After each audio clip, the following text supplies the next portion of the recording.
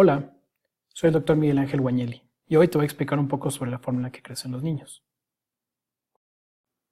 Tal vez llegaste al festival del 15 de septiembre de la escuela de tu hijo o alguna otra festividad y te diste cuenta de que eres el más bajito de su clase. O tal vez fuiste a una reunión familiar y notaste que tu hija es la más bajita de las primas de su edad. O tal vez simplemente quieres saber si están creciendo bien. En este video pretendo explicarte un poco sobre cómo se debe evaluar el crecimiento de los niños, en qué consiste este proceso y de paso darte algunos tips sobre la forma en la que puedes ayudarles a optimizarlo. La herramienta que utilizamos es la gráfica de crecimiento, también conocido como curva de crecimiento. En ella se evalúa la estatura, o mejor dicho, la talla, que es el término correcto. Estas gráficas las hay por grupos de edad, por ejemplo, para menores de 3 años, y hay otra que es de 2 a 20 años. Son diferentes a las de niños y de niñas, las hay de peso, de talla, índice de masa corporal y otras medidas, principalmente empleadas para saber si un niño tiene sobrepeso u obesidad, pero de eso hablaremos en otro video. Hoy te voy a explicar cómo se utilizan las de talla o estatura para que puedas interpretarlas. Lo que estas curvas evalúan es la estatura respecto a otros niños de la edad, pero deben considerarse aún con meses. A veces pensamos que la estatura en la escuela es una buena referencia, pero ten presente que en un mismo grado hay niños de enero y de diciembre. Aunque estén en el mismo grado escolar, prácticamente se llevan por un año y por lo tanto es esperable que tengan una diferencia significativa en su talla.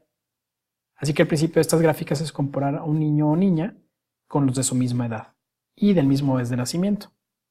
Entonces, en las curvas inferiores están los niños más bajitos de la fila y en las curvas superiores los niños altos de la fila. Todo dentro de la normalidad, todos son niños sanos. Pensamos en el ejemplo de un niño de 9 años recién cumplidos. Puedes ver que en la horizontal están las edades y en la vertical están los centímetros. Imaginemos 100 niños sanos que tienen 9 años recién cumplidos. Uno que mida 1,24 estará en la parte delantera de la fila, probablemente entre los primeros 10. En cambio, un niño de 1,33 de talla estará cerca de la mitad de la fila, algo que le llamamos percentila 50. Y otro niño más que midiera 1,43 estaría en la parte de atrás de la fila, seguramente entre los 10 últimos. Este niño que estamos imaginando que tiene 9 años, digamos que mide 1,29 y por lo tanto está unos cuantos lugares por delante de la mitad de la fila, lo que parece estar bastante bien. Ahora imagina que lo volvemos a medir 2 años después, en su cumpleaños 11, y entonces mide 1,38, es decir, creció 9 centímetros en 2 años. Si es así, la línea se mantiene en el mismo carril de crecimiento, y eso quiere decir que su crecimiento es óptimo. En cambio, si a los 11 midiera 1,32, eso significaría que creció solo 3 centímetros en ese tiempo, y ya no está en el carril que le corresponde, sino 3 abajo. Esto es un dato que debe de preocupar. A esta información debemos añadir un dato más. Nuestra estatura tiene un componente genético muy importante, y por lo tanto tenemos que tener presentes las estaturas de mamá y papá para saber qué podemos esperar. El crecimiento es un fenómeno muy complejo, y definitivamente puede modificarse a lo largo de los años. Pero tener un pronóstico aproximado, de acuerdo con la estatura de los padres, nos ayuda a saber qué podemos esperar. Estas fórmulas que ves en pantalla nos dan aproximaciones. En este niño imaginario, pensemos que su mamá mide 1,58 y su papá 1,69. Si haces los cálculos vas a obtener 1,70. Si esta medida ponemos una marca al final de las gráficas, podemos darnos una idea del carril en que debería estar creciendo. Nuevamente, esta es una referencia, no significa que todos los niños crezcan en este carril. Existe otra gráfica más que usamos los endocrinólogos pediatras, aunque cada vez más pediatras están familiarizados con ella. Se llama velocidad de crecimiento. Su forma es muy diferente. En esta lo que vemos es cuántos centímetros crece una niña o un niño al año. Es decir, se mide en centímetros al año, como una velocidad. Un bebé crece muy rápidamente durante los primeros meses, pero esa velocidad también disminuye rápidamente. Mientras que un niño de un año bien puede crecer 20 centímetros al año, uno que ya está en preescolar ya está creciendo alrededor de 5 a 6 centímetros al año. Después puedes ver que hay un pico de crecimiento a partir de los 11 años. Es el estirón de la pubertad, después del cual los niños dejan de crecer y se considera que llegan a su estatura final de adultos. En otro video más adelante hablaré acerca de la pubertad. En esta gráfica de crecimiento normal te pongo el ejemplo de un chico que, como puedes ver, tuvo problemas de crecimiento importantes entre el año y los 3 años de vida, debido a diversos problemas de salud, lo que supuso una caída importante de carriles hasta quedar por debajo del rojo, es decir, el más bajo dentro de lo normal. Alrededor de los 8 años se tomó la decisión junto con sus padres de ayudarle a recuperar estatura con un tratamiento basado en la hormona de crecimiento. Empezó a ganar estatura, acercándose gradualmente a la línea roja. Esto en la gráfica de velocidad de crecimiento se ve de la siguiente forma. Puedes ver cómo en varios puntos la velocidad está por debajo de la línea roja. Después empieza a recuperar y una vez que se inició el tratamiento incluso sobrepasa la línea roja superior, lo que se puede traducir como un crecimiento arriba de lo habitual, algo que buscamos con este tipo de tratamientos. Ahora quiero explicarte un poco de qué depende el crecimiento en distintos puntos de la infancia. El crecimiento más extraordinario sucede durante la gestación. Una célula crece hasta un bebé de aproximadamente 3 kilos en 9 meses, y eso depende en gran medida de factores intrauterinos, como la función de la placenta, la nutrición materna, y puede ser influido por enfermedades maternas como preeclampsia o diabetes gestacional. Esto incluso puede modificar algo llamado programación epigenética y determinar el riesgo de enfermedades durante la vida, pero eso es otro tema. Una vez que el bebé nace y hasta los 2 años, es decir, durante el periodo de lactancia, el factor más importante para el crecimiento es la nutrición. Es aquí cuando los niños son más susceptibles a la desnutrición y esta puede tener un impacto significativo en el proceso de crecimiento. ¿Recuerdas que hablábamos de velocidad de crecimiento? Imagínate que es un vehículo. Podríamos comparar la nutrición con las ruedas en las que se sustenta esta velocidad. Si una de ellas se sale de su eje o se rompe, la velocidad puede afectarse severamente, como en el ejemplo que te mostré antes. Pero en algún momento las ruedas solas dejan de ser suficientes, y si no empieza a haber un impulso como el pedaleo de una bicicleta, esa velocidad va a bajar. Ese impulso lo da la hormona de crecimiento, producida en la hipófisis e indispensable para mantener la velocidad de crecimiento a partir de los 2 años. Este impulso nos lleva hasta cierto punto, pero para llegar a la talla definitiva de adultos, hará falta un último esfuerzo, algo semejante a utilizar un turbo, por llamarlo de alguna manera. En eso consiste el estirón puberal, y este lo darán los esteroides sexuales, testosterona en los niños y estrógenos en las niñas. Al terminar el estirón, el cartílago de crecimiento se cerrará y se llegará a la talla definitiva. Este cartílago es uno de los protagonistas principales del crecimiento. Se puede ver claramente en la radiografía de mano que pedimos los endocrinólogos para evaluar la edad ósea. Observa esos pequeños espacios dentro de los huesos de la mano y la muñeca, igual que en la rodilla. Si pudiéramos hacer un corte de hueso, se vería como el de este dibujo. Y si hace un corte y se ve al microscopio, se observa algo parecido al recuadro. En esta otra imagen, un corte real al microscopio, puedes observar cómo las células de cartílago se organizan en un patrón semejante a columnas de células a partir de unas células relativamente desorganizadas en la parte superior. Esta corresponde al lado del cartílago que está hacia la articulación, llamada epífisis, y la parte inferior corresponde al lado que está hacia el centro del hueso, llamado metáfisis. En este ejemplo es la tibia, pero sí funciona en todos los huesos largos. En esta imagen te muestro el cartílago de forma esquemática, las células en reposo de la zona de transición y más abajo las columnas. Puedes imaginar que con el crecimiento las células tienden a desplazarse hacia abajo, en un proceso de maduración hasta convertirse en hueso nuevo.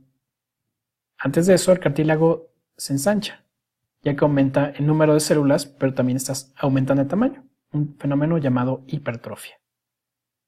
El lado del cartílago, cercano al centro del hueso, empieza a ser después invadido por pequeños vasos sanguíneos, lo que causa que las células de cartílago mueran porque no son compatibles con la presencia de vasos. Pero en su lugar empiezan a migrar células formadoras de hueso llamadas osteoblastos. Así se completa el proceso y tenemos una nueva capa de hueso que se integrará al hueso actual. Esa es la forma en la cual los huesos largos crecen en longitud, superponiendo capa tras capa de hueso. Curiosamente, este proceso sucede por etapas, algo que se describió hace más de 30 años, y se llama crecimiento saltatorio. Esto quiere decir, por periodos de días los niños no crecen, y después en 1 o 2 días ganan algunos milímetros para después volver a descansar de crecimiento y repetir este ciclo. Esto explica por qué de repente pareciera que los niños se estiran un poco de un día para otro. Esto que te explico de forma sencilla depende de muchísimos factores, algunos de los cuales ya mencioné antes, pero quiero detallar un poco mejor los factores endocrinos y los nutricionales. Antes de seguir, me gustaría explicarte un poco más acerca de la hipófisis. Esta glándula está en la base del cerebro. Es pequeña, pero tiene acciones en numerosas funciones hormonales en todo el cuerpo. Una de ellas es la producción de la hormona de crecimiento, que la hipófisis libera a la circulación sanguínea. de la cual solo una pequeña parte, alrededor del 10%, tiene un efecto directo sobre el cartílago de crecimiento. El resto necesita un paso intermedio al actuar sobre el hígado para producir el llamado factor de crecimiento parecido a la insulina tipo 1, abreviado IGF-1, y que antes se conocía también como somatomedina C. Algunos factores que pueden disminuir su producción es la presencia de grandes cantidades de ácidos grasos libres o el exceso de tejido adiposo, ambos relacionados con la ingesta excesiva de grasas. En cambio, la ingesta de proteína y la liberación de aminoácidos, que es de lo que están hechas las proteínas, estimula su producción, lo mismo que tener un sueño adecuado tanto en duración como en calidad, sin interrupciones, algo de lo que hablaré en otro video más adelante. En el panorama más amplio de los factores endocrinos, la hormona de crecimiento es de los principales responsables de la proliferación del cartílago de crecimiento, incluyendo el paso intermedio por el hígado. Otras hormonas indispensables para el crecimiento son las tiroideas. Sin ellas el crecimiento bien puede detenerse, y por ello algunas veces es una de las primeras pruebas que necesitamos realizar ante la sospecha de fallas en el crecimiento. Ya mencioné que el aumento de hormonas sexuales durante la pubertad es responsable del estirón. Esto lo hacen en parte por efecto directo en el cartílago, pero también al aumentar la producción de IGF-1. También hay hormonas que tienen efecto negativo. El cortisol es una hormona que se secreta en cantidades elevadas durante periodos de estrés, y demasiado cortisol durante tiempos prolongados, o en su caso medicamentos derivados de la cortisona llamados glucocorticoides, pueden tener un efecto negativo en el crecimiento. En cuanto a la nutrición, hay componentes indispensables en la dieta para que el crecimiento sea correcto. ¿Recuerdas las ruedas del vehículo del crecimiento? Pues están hechas de una cantidad adecuada de calorías, suficientes aminoácidos y otros elementos que favorecen el crecimiento, como ácidos grasos esenciales, que abreviamos PUFAs, vitaminas como la D, y minerales también llamados oligoelementos como el calcio y el magnesio. Pero hay un aspecto de la nutrición que puede ser dañino. Ya te mencioné que el exceso de tejido adiposo corporal y el exceso de ácidos grasos libres en la sangre disminuyen la producción de hormona de crecimiento. También hablamos de que el nombre IGF-1 traducido es factor de crecimiento parecido a la insulina, y esto no es casualidad. Pertenece a la misma familia de hormonas y tienen receptores semejantes. Si estos términos no te suenan familiares, puedes verlo en el video titulado ¿Qué hace un endocrinólogo pediatra? Y te puede ayudar a entenderlo mejor. La importancia de que sean de la misma familia surge de lo siguiente.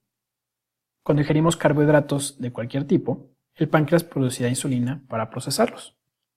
Si la dieta es muy rica en carbohidratos o estos son simples, es decir, azúcares, harina refinada, entre otros alimentos procesados, la producción de insulina será mayor que si son carbohidratos menos procesados.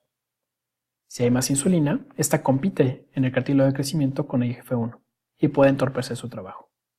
Aún más, una dieta rica en carbohidratos simples puede causar la producción de cortisol en las glándulas suprarrenales, lo que, como ya te mencioné, es negativo para el crecimiento del cartílago.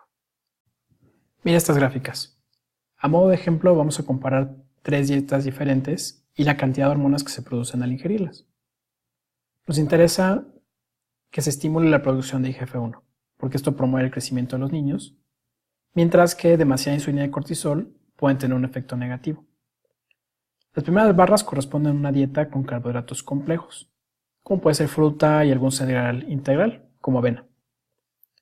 Estimula la producción de insulina, pero también la de IGF-1 y un poco de cortisol. En el segundo grupo de barras, pongo ejemplo una dieta rica en proteínas, carne, pollo, pescado, huevo. La producción de IGF-1 es alta, con menos insulina y muy poco cortisol, algo parecido a lo ideal para estimular el crecimiento. En cambio, en el tercer grupo vemos una dieta rica en carbohidratos simples, como azúcares y harinas. Aquí es todo lo contrario. Ahora piensa en estas 3 combinaciones en la cena, que es el preámbulo al sueño profundo en el que se produce la mayor cantidad de hormona de crecimiento en los niños. ¿Será lo mismo cenar pan y leche azucarada o saborizada que cenar algún alimento con proteína? ¿Qué combinación de alimentos puede estimular más el crecimiento? Yo creo que ya te diste cuenta. Gracias por acompañarme en este video. Si quieres saber más, puedes buscarme en redes sociales. En Facebook hacemos transmisiones en vivo donde podemos interactuar, y que también puedes ver en el canal de YouTube, al igual que videos como este.